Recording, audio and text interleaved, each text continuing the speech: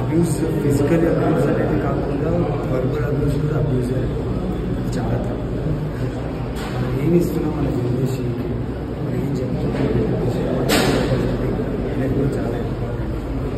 ఇలా చేసే వాళ్ళని నిజంగా చర్యలు తీసుకోవాలి. అండ్ ఐ థింక్ పిల్లలు మనకు దేవుడితో సమానం. సో వాళ్ళని మనం అలా చేయడం, అలా చూడడము, అలా వాళ్ళ గురించి మాట్లాడడం కూడా తప్పే. సో ఆ తప్పుని నేను ఖండిస్తున్నాను ఖచ్చితంగా.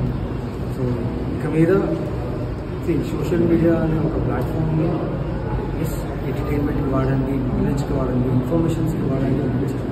కానీ ఇలాంటి పర్సనల్ విషయాలు, ఇలాంటి పర్సనల్ ఇష్యూస్ మీద పైగా చిన్నపిల్లలు వినడానికి చాలా చాలా చాలా బ్యాడ్గా, చాలా బాగాలేదు.